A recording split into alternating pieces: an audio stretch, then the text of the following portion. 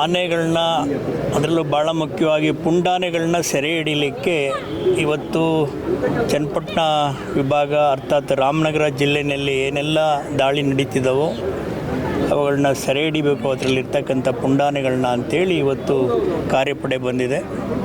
So ಇದರ ಪ್ರಾಯೋಗಿಕವಾದಂಥದ್ದು ಈ ಹಿಂದೆ 3 ಬಾರಿ, ಇದು 3ನೇ ಬಾರಿ ಇದು ಆನೆ ಸೆರೆ ಹಿಡಿಯಿರ್ತಕ್ಕಂಥ ಪ್ರಯೋಗ. ಇದು ಯಶಸ್ವಿ ಆಗಬೇಕು, ತಾರ್ಕಿಕ ಅಂತ್ಯ ಇದರಿಂದ ಸಾಧ್ಯ ಆಗಬೇಕು ಅನ್ನುವಂಥದ್ದು ನಮ್ಮ ಆಸೆ. ತಾರ್ಕಿಕ ಅಂತ್ಯ ಆಗಲಿಲ್ಲ ಅಂದರೆ ರೈತರ ಬದುಕು ಮತ್ತು ಬೆಳೆ ಎರಡೂ ಕೂಡ ನಿರಂತರವಾಗಿ ಕಳ್ಕೊಂಡು ಹೋಗ್ತಾ ಇರ್ತಕ್ಕಂಥದ್ದು ಇದ್ದೇ ಇದೆ. ಅದು ಕೊನೆ ಆಗಬೇಕು. ಕೊನೆ ಆಗಬೇಕಾದ್ರೆ ಈ 2 ಮತ್ತೆರಡು 4 ಪುಂಡಾನೆಗಳನ್ನ ಸೆರೆ ಹಿಡಿದಿದ್ದೆ ಆದರೆ ಉಳಿದವು ಕೂಡ ತಂತಾನೆ ಕಾವೇರಿ ವನ್ಯಜೀವಿ ಧಾಮಕ್ಕೆ ಮತ್ತು ಬನ್ನೇರುಘಟ್ಟ ಕಡೆ ಹೋಗಲಿಕ್ಕೆ ಸಾಧ್ಯ ಅನ್ನುವಂಥದ್ದು ಕೂಡ ತಿಳಿದು ಬಂದಿದೆ. ಆ ಪ್ರಯತ್ನದಲ್ಲಿ ಇವತ್ತು ಅರಣ್ಯ ಇಲಾಖೆಯವರು ಜವಾಬ್ದಾರಿ ನಿರ್ವಹಿಸ್ತಿದ್ದಾರೆ. ಸ್ಥಳೀಯ ಶಾಸಕರು ಕೂಡ ಈ ವಿಚಾರದಲ್ಲಿ ಹೆಚ್ಚಿನ ಆಸಕ್ತಿ ವಹಿಸಿದ್ದಾರೆ.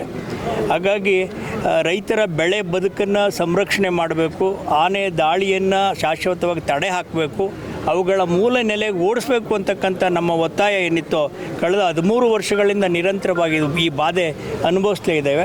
ಅದಕ್ಕೆ ಕೊನೆ ಆಗಬೇಕು ಅನ್ನುವಂಥ ಹಿನ್ನೆಲೆಯಲ್ಲಿ ಇವತ್ತು ಈ ಪ್ರಯೋಗ ಯಶಸ್ವಿ ಆಗಲಿ ಅಂತೇಳಿ ನಾವು ಆಶಿಸ್ತೇವೆ. ಒಂದು ಕಡೆ ನೀವು ಹೈರಾಣ ಆಗ್ತಾ ಇದ್ರೆ ರೈತರು, ಮತ್ತೊಂದು ಕಡೆ ಅಧಿಕಾರಿಗಳು ಹೈರಾಣ ಆಗ್ತಾ ಇದ್ದಾರೆ, ಯಾಕಂದ್ರೆ ನಿಮ್ಗೆ ಉತ್ತರ ಕೊಡ್ಲಿಕ್ಕೆ ಆಗ್ತಾ ಇಲ್ಲ.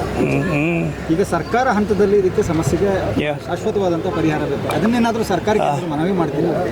ಆನೆ ಧಾಮಗಳೇನಿದಾವೋ ಈಗ ಎಕ್ಸಿಸ್ಟಿಂಗು ಕಾವೇರಿ ವನ್ಯಜೀವಿ ಧಾಮ ಮತ್ತು ಬನ್ನೇರುಘಟ್ಟ ಮತ್ತು ಬೇರೆ ಬೇರೆ ಭಾಗದಲ್ಲಿ ಆ ಪ್ರದೇಶದಲ್ಲಿ ಆನೆಗಳಿಗೆ ಅಗತ್ಯವಾದ ಮೇವು ಬೆಳೆ ಅಗತ್ಯವಾಗಬೇಕು.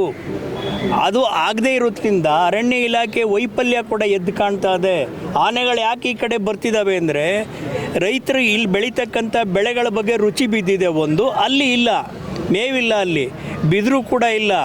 ಸೊ ಹೀಗಿರಬೇಕಾದ್ರೆ ಅವಕ್ಕೇನು ಆಹಾರ ದಿನಕ್ಕೊಂದು 400ರಿಂದ 500 kg ಒಂದು ಆನೆಗೆ ಬೇಕು ಅನ್ನೋದಾದರೆ ಅಷ್ಟು ಪ್ರಮಾಣದಲ್ಲಿ ಆಹಾರ ಉತ್ಪಾದನೆ ಆನೆ ಧಾಮದಲ್ಲೇ ಉತ್ಪಾದನೆ ಮಾಡಬೇಕು, ಬೆಳೆಸಬೇಕು.